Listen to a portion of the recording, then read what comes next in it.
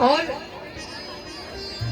मैया ने कहा देखो तो कौन है, कौन बर्तन खटखटा रहे हैं। और मैया ने जब नेत्र खोल के देखा कि अपने ही राम 1 महीने का बालक आराम से तगड़ा सा आसन लगा करके बढ़िया भोजन कर रहा है।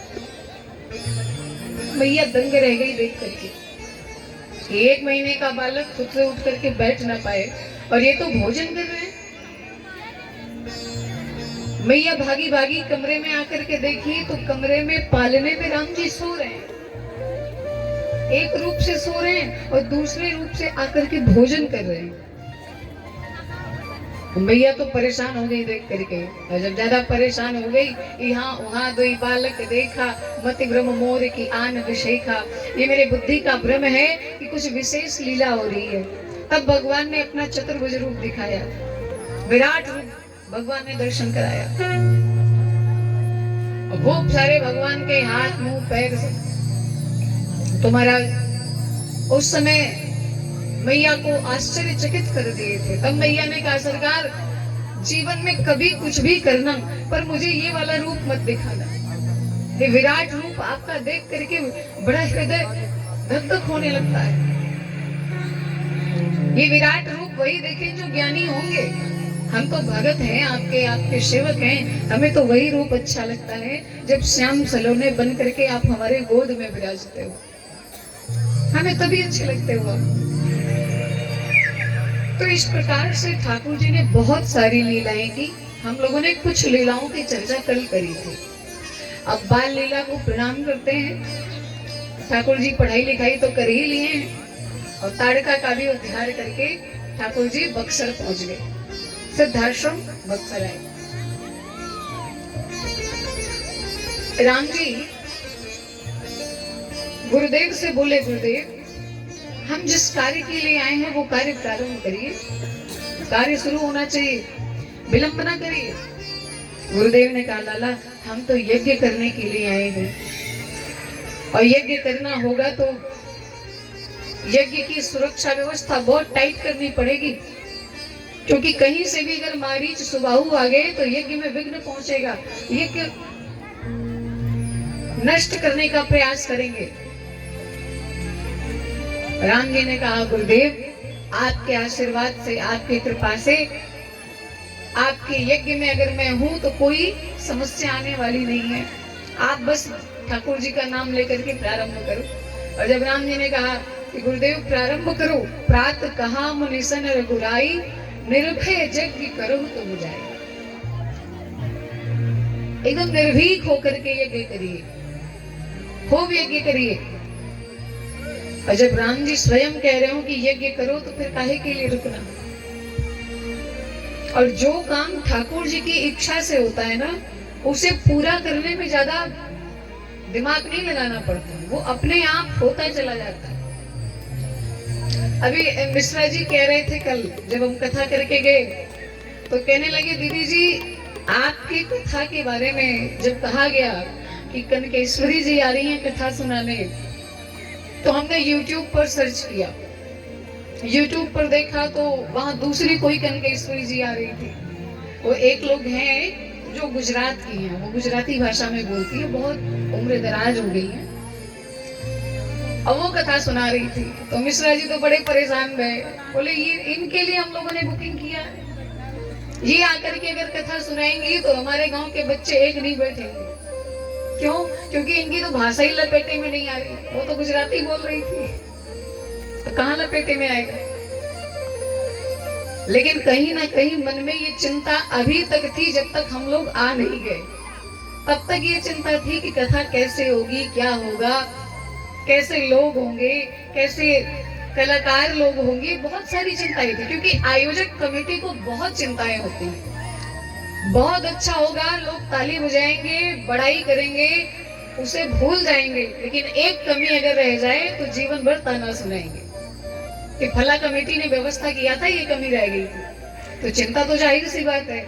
लेकिन फिर उन्होंने एक बात कहा, उन्होंने कहा कि हमने सोचा चलो भगवान के भरोसे हो रहा है तो होने दो। और देखो जो काम ठाकुर जी के भरोसे होता है वो काम कभी गलत नहीं होता। जो भगवान भरोसे जो नैया चले उसे फिर कौन डुबाएगा भैया।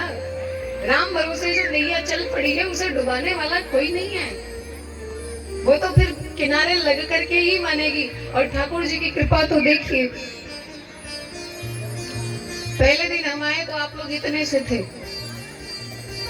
इधर भी और इधर भी, और आज क्या करीब तीसरे दिन से ही ऐसा हो रहा है कि पंडाल को खोल खोल करके आप लोगों को एडजस्ट किया जा रहा है कि बैठो किसी तरह से। तो भगवान की कृपा है, ये किसी व्यक्ति विशेष का इसमें महत्ता नहीं है। अरे भैया ये अभी से बैंड बाजे काहे के लिए शुरू कर दिए, अभी तो राम जी मिथिला पहुंचे भी नहीं, लेके जाओ यहाँ से, क्योंकि यहाँ सब बराती ही बैठे हैं, आवाज सुनते ही निकल पड़ेंगे, चलो भैया नागिन धुन पे डांस करेंगे।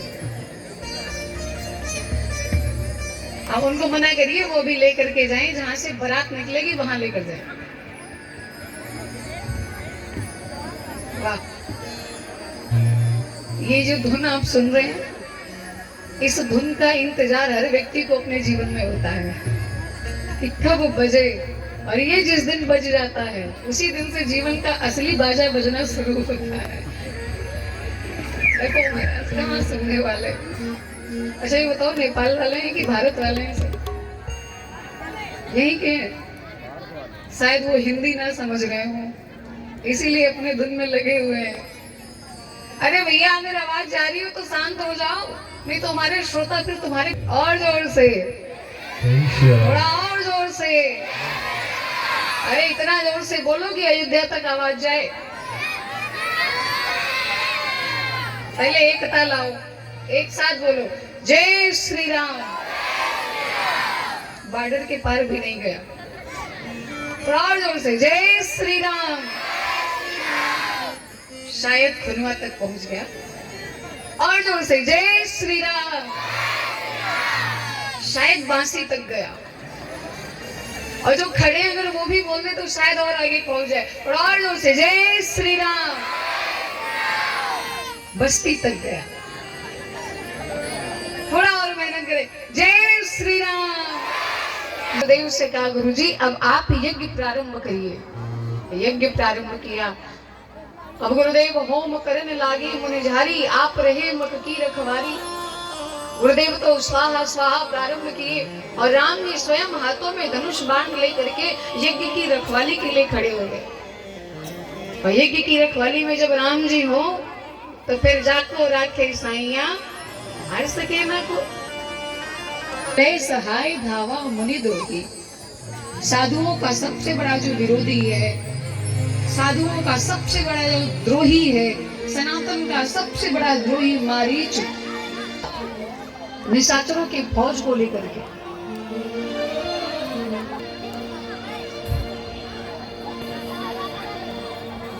राम जी ने देखा कि निशाचर आ रहे हैं, तो ठाकुर जी ने ज्यादा कुछ नहीं किया, लक्ष्मण भैया को इशारा देते हैं बिनु फैल, लेकिन मारीच के लिए वो भी भारी पड़ गया।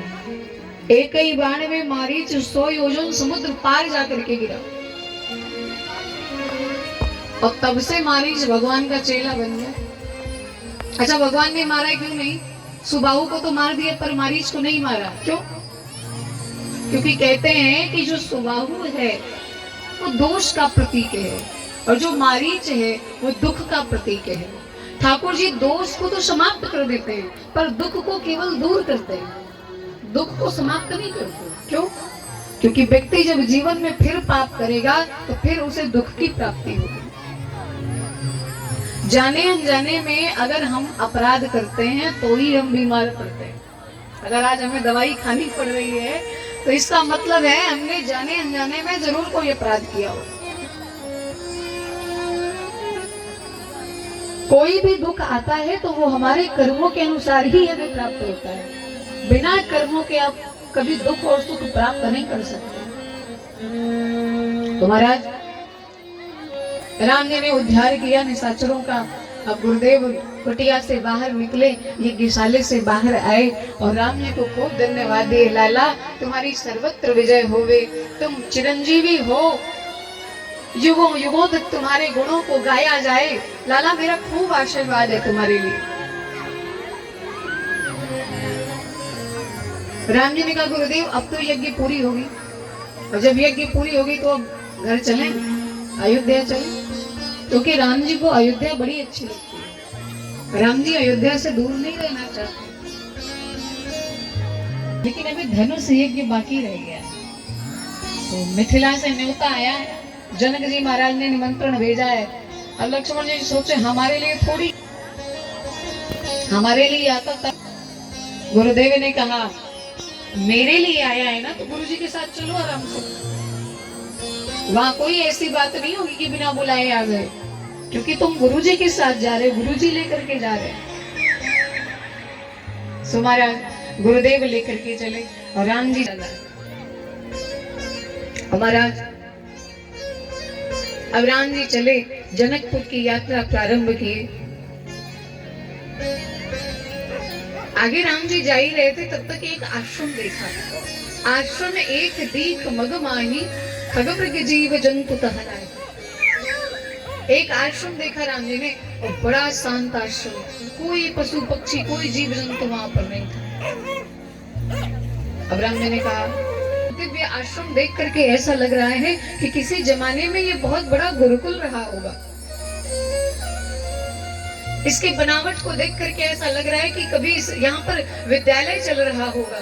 गुरुदेव ये किसका आश्रम है, ये किस महात्मा का आश्रम है? तब गुरुदेव ने कहा राघव, गौतम नारी श्राप बसा, उपल देह धरि धीर, चरण कमल रज चाहती, कृपा करहु रघुवीर। हे राघव, ये गौतम ऋषि का आश्रम है, और ये जो शिला देख रहे हो ना, पत्थर देख रहे हो ना, ये गौतम ऋषि की पत्नी अहिल्या है। अच्छा, ऋषि की पत्नी पत्थर क्यों बन गई? क्या अपराध किया था इन्होंने? गुरुदेव ने कहा लाला, इनका अपराध कोई नहीं था, लेकिन सजा इन्हें मिली। क्यों? क्योंकि अपराध में इनकी हिस्सेदारी थी। भाई साहब, आप अपराध करो या ना करो, लेकिन अपराध में थोड़ा भी आप सहयोग किए हैं तो सजा तो आपको भी मिलेगी, सजा मिलनी ही मिलनी। यद्यपि अहिल्या के साथ छल हुआ था, इंद्र ने छल किया था, तो श्राप तो केवल इंद्र को मिलना चाहिए, अहिल्या को क्यों मिला? अहिल्या को नहीं देना चाहिए था श्राप। वो इसलिए क्योंकि गौतम ऋषि को इसी बात का दुख था कि तुम मेरी पत्नी हो और इतने वर्षों से मेरे साथ रह रही हो, क्या तुम्हें इतना ध्यान नहीं है कि तुम्हारे पति ब्रह्म मुहूर्त में अनुचित याचना नहीं कर सकते? अगर तुम्हें भ्रम हो ही गया, मैं चला ही गया स्नान के लिए मुर्गे की आवाज सुन करके, तो तुम्हें तो ध्यान होना चाहिए, तुम्हें तो पता था, तुम तो भ्रमित नहीं थी। इसलिए मेरा श्राप है कि तुम पत्थर बन जाओ। विश्वामित्र जी ने कहा राघव, बहुत दिनों से ये पत्थर बनी पड़ी है, आज इनका उद्धार करो। राम जी ने कहा मैं कैसे उद्धार करूं? बोले अपने चरणों का रज प्रदान करो, क्योंकि इनका पतन भी हुआ है तो रजोगुण की प्रधानता के कारण हुआ है, और एक जहर को दूसरा जहर ही मार सकता है। रजोगुण की प्रधानता के कारण इनका पतन हुआ है। अगर आपके चरणों का रज इन्हें प्राप्त हो जाए तो इनका उद्धार हो जाए। अब राम जी सोचे, एक तो स्त्री है, ऊपर से ब्राह्मणी है, और मैं रघुवंशी हूँ। रघुवंशी पुरुष तो सदैव ब्राह्मणों के चरणों के रज को अपने माथे से लगाते आए हैं, मैं इनके ऊपर अपने चरण रज कैसे डालूं? लेकिन अगर गुरु जी से कहते, तर्क वितर्क करते, तो गुरु जी नाराज होते। ये अपने आप को बड़ा बुद्धिमान समझता है। अरे मैं जो कह रहा हूँ चुपचाप वही कर। अब गुरु जी के वचनों की अवज्ञा ना हो जाए, इसलिए राम जी तुरंत चरण लटकाए। अब चरणों में धूल हो तब तो गिरे, धूल तो है नहीं, ठाकुर जी खड़े हैं, और ना जाने कैसे ठाकुर जी के चरणों का स्पर्श उस शिला से हो गया, परशत पद पावन, शोक न सावन प्रगट भई तप पुंज सही, देखत रघुनायक जन सुखदायक, सन्मुख होई कर जोड़ी रही। अहिल्या, जैसे भगवान के चरणों का स्पर्श अहिल्या से हुआ, उस शिला से हुआ, देखते ही देखते वो शिला सुंदर नारी बन गई और प्रगट भई एक तपस्विनी। राम जी को जब सामने देखा, हाथ जोड़ करके खड़ी हो गई और अहिल्या रोते हुए, इतना नेत्रों से आंसू बह रहे हैं, इतनी अश्रुओं की धारा बह रहे हैं अहिल्या के, कि अहिल्या कह रही, क्या सचमुच त्रेता युग आ गया? मुझे तो सतयुग में श्राप लगा था, क्या सच में त्रेता युग आ गया? क्या राम जी का अवतार हो गया?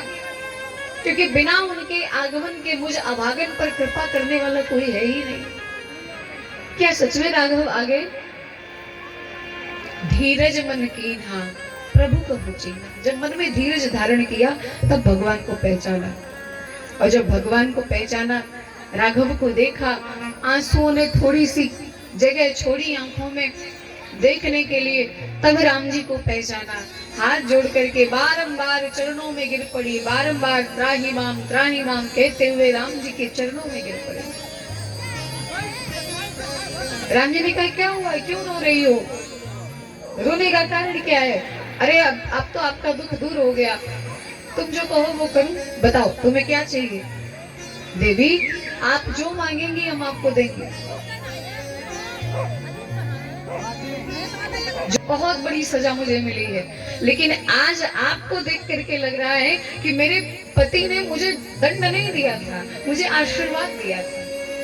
क्योंकि बड़े बड़े महात्मा, बड़े बड़े ज्ञानी, बड़े बड़े योगी, बड़े बड़े साधक जन्म जन्मांतर कल्प कल्पांतर युग युगांतर तक आपकी साधना करते हैं, तब कहीं उनको एक बार ध्यान में आपकी झलक मिलती है, प्रत्यक्ष नहीं देख पाते, वो प्रत्यक्ष नहीं मिल पाते। और मेरा सौभाग्य देखो, ये मेरा आज परम सौभाग्य है कि अगर मेरे पति ने मुझे श्राप न दिया होता तो स्वयं परब्रह्म परमेश्वर जो निर्गुण निराकार है, वो सगुण साकार होकर के मेरे सामने कैसे खड़े होते। मुनि श्राप जो दीन्हा अति भल कीना, परम अनुग्रह मैं माना, देखो भरी लोचन हरि भव मोचन, यही लाभ संकर जाना। आज मेरे पति ने श्राप दे करके मेरे ऊपर बहुत बड़ा उपकार किया है। जिन चरणों के रज को पाने के लिए ब्रह्मा बाबा भी तरसते हैं, जिन चरणों के धोवन को ब्रह्मा जी अपने कमंडल में धारण करते हैं, आज उन्हीं चरण कमलों को मेरे राघव ने मेरे सर पे रख दिया, मैं तो धन्य हो गई। एक बात बताओ, अगर ऐसे ही श्राप लगता रहे और श्राप के माध्यम से राम जी से डायरेक्ट मेल मिलाप होता रहे तो कोई घाटा है क्या? राम जी सीधे प्राप्त हो जा रहे हैं, कहीं जाना ही नहीं पड़ रहा है, न मंदिर जाना, न कहीं देवालय जाना, न कहीं सत्संग में जाना, न योग करना, न कुछ भी नहीं महाराज। राम जी खुद खोजते खोजते ढूंढते ढूंढते आपके पास आ जाएंगे। लेकिन श्राप देने वाला महात्मा भी ऐसे कोई होना चाहिए, वो महात्मा होना चाहिए बाबा साहब। भविष्यवाणी भी उसी की सत्य होती है जो साधक होता है। हाँ, नहीं तो पता चला वो झोला छाप बाबा। अच्छा एक बात है, कुंभ में जिसे कोई कभी जानता ही नहीं था वो भी खूब जाना जाने लगा। एक IIT वाले बाबा बड़े फेमस हो गए। हाँ, अब उनको पता कुछ नहीं है, साधना के बारे में कुछ नहीं पता, लेकिन लोगों ने उनको बाबा बना दिया। अब वो कुछ भी गलत करेंगे तो कहेंगे देखो बाबा ढोंगी है। अरे वो बाबा है ही नहीं तो बाबा कैसे ढोंगी हो गए? बड़ा कह रहे थे कि इस बार भारत हारेगा पाकिस्तान से, और अब देखो भारत की विजय तो एकदम ताबड़तोड़ भई क्रिकेट में, लेकिन बाबा जी की धुलाई भी ताबड़तोड़ हो रही है सोशल मीडिया के माध्यम से। तो लोग कह भी रहे हैं कि देखो ये बाबा हैं, बाबा तो ऐसे ही होते हैं, ढोंगी होते हैं, सब ऐसे। अरे सबको मत कहा करो, वो बाबा तो होना चाहिए। अब तुम रामपाल को बाबा समझ करके, संत समझ के ये कह दो कि संत गलत होते हैं, तो ये तुम्हारा दुर्भाग्य है, क्योंकि वो संत नहीं है, वो तो ढोंगी है। अब तुम राम रहीम को संत समझ करके ये कह दो कि संत समाज गलत है, तो ये हमारा दुर्भाग्य होगा। क्योंकि वो तो संत था ही नहीं, वो तो छलिया था, वो तो कपटी था। इसीलिए संतों को पहचानने में कभी गलती ना करें, कभी भूल ना करें। तो महाराज गोस्वामी जी ने कहा कि अहिल्या का भगवान ने उद्धार किया। भगवान ने कहा मांगो तुम्हें क्या चाहिए। अहिल्या बोली सरकार मुझे कुछ नहीं चाहिए। अब आप मिल गए तो फिर और क्या चाहिए। फिर भगवान ने अपनी भक्ति प्रदान करी, और जब भक्ति प्रदान कर दिया तो और भी अहिल्या को जो अच्छा लगा भगवान ने प्रदान किया। जो अति मन भावा सो बर पावा, गई पति लोक आनंद भरी। बड़े प्रेम में, बड़े आनंद में मस्त होकर के अहिल्या अपने पति के धाम को चली गई। बोलो जय सिया राम। अब अहिल्या चली गई। अब ठाकुर जी बड़ा सोचने लगे कि मैं तो एक ब्राह्मणी के ऊपर अपना चरण रज डाल दिया। कहाँ ब्राह्मणों को हम खुद प्रणाम करते हैं, और हमने खुद ब्राह्मणों के ऊपर अपने चरण स्पर्श करवा दिए। अब राम जी बड़े चिंता में थे, बड़े संकोची स्वभाव के। सोच रहे कहीं मुझसे अपराध तो नहीं हो गया, कहीं मुझसे पाप तो नहीं हो गया। और तब तक गंगा मैया का दर्शन हुआ, और जब गंगा मैया को देखा तो राम जी गदगद हो गए। बोले जय हो गंगा मैया। अब आपको देख लिया, यानी अगर जाने अनजाने में पाप बन गया होगा तो वो भी अब समाप्त हो जाएगा, क्योंकि गंगा मैया के दर्शन मात्र से ही व्यक्ति पवित्र हो जाता है। इतनी महिमा गंगा मैया की। राम जी गंगा मैया के तट पर आए, गंगा में स्नान किए, ब्राह्मणों को दान दिया। ब्राह्मणों से फिर गंगा मैया की कथा सुने, गुरुदेव से गंगा मैया की उत्पत्ति की कथा सुने कि गंगा मैया कैसे पृथ्वी पर आई। उस कथा में हमें नहीं जाना, क्योंकि कथा बड़ी लंबी है और समय कम है। बोलो जय सिया राम। फिर कभी आएंगे तो सुनाएंगे। तो महाराज गोस्वामी जी ने कहा कि राम जी आगे चले और जनकपुर पहुंचे, और जनकपुर की तरफ ठाकुर जी प्रस्थान किए। विश्वामित्र जी की आगमन की सूचना महाराज जनक को मिली। गोस्वामी जी महाराज कहते हैं विश्वामित्र महामुनि आए,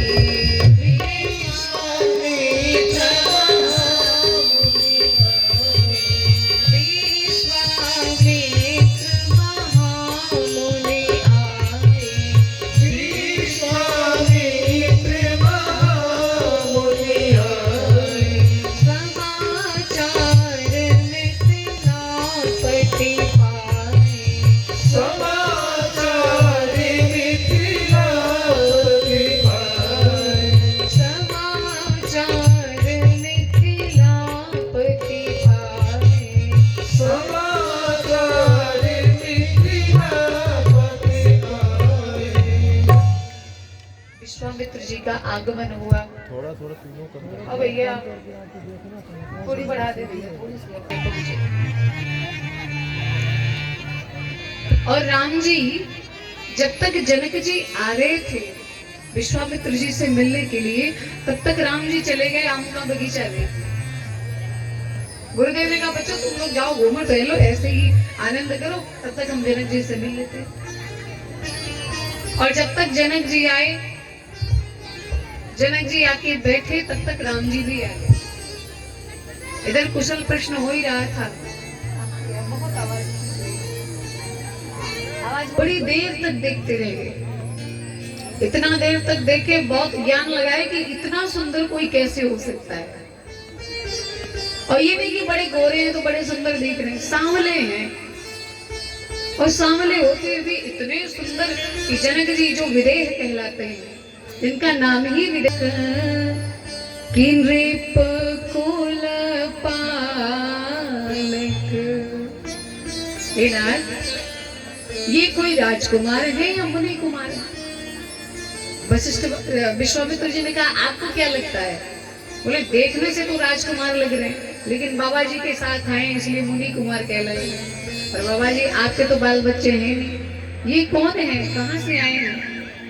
अब विश्वामित्र जी का जवाब सुनिए। विश्वामित्र जी कह रहे हैं ये सबको अच्छे लगते हैं, सबको सुंदर लगते हैं, सबको प्यारे लगते हैं। अब बताओ ये कोई जवाब हुआ? अब मैं आपसे पूछूंगी आपके बगल वाले का क्या परिचय है, तो आप तो नाम गाँव बताओगे ना।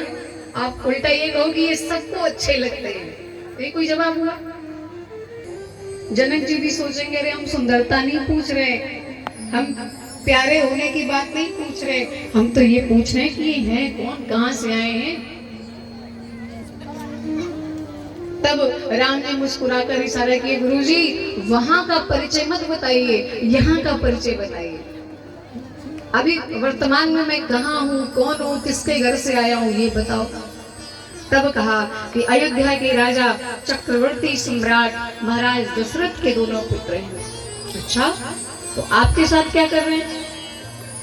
बोले मेरे साथ ये दोनों लोग आए हैं मेरे कार्य के लिए, महाराज दशरथ जी से लेकर के मैं आया हूं। मम हित लागी नरेश पठाए, आपके हित के लिए। अब देखो शब्दावली पर ध्यान दीजिए, भाई संसार का कल्याण तो संत करते हैं, साधु करते हैं, लेकिन गोस्वामी जी कह रहे हैं कि विश्वामित्र जी बोल रहे हैं जनक जी मेरे काम को करने के लिए, मेरे कल्याण को और जगत के कल्याण को करने के लिए दशरथ जी ने अपने दोनों बच्चों को भेजा। अब जनक जी भी सोच में पड़ गए, ये विश्वामित्र बाबा जो अलग से स्वर्ग बनाने की क्षमता रखते हो, उन महारी के लिए दो छोटे छोटे बच्चे हैं, बात तो कुछ विशेष होगी, ये बता नहीं रहे। तब पूछा अच्छा कौन सा काम किया महाराज, ये तो बताओ। बोले ताड़का को मारा, सुबाहु को मारा, मारीच को 100 योजन समुद्र पार फेंका, और रास्ते में आते हुए अहिल्या का भी उद्धार कर दिया, और अब आपके नगर में आए। जनक जी समझ गए कि मैं जिनकी साधना में रहता हूँ, जो ब्रह्म निर्गुण निराकार है, लगता है वही कार बन करके हमारे मिथिला में आ गया। और क्यों ना आए, जब मिथिला में आदिशक्ति का जन्म हो गया है,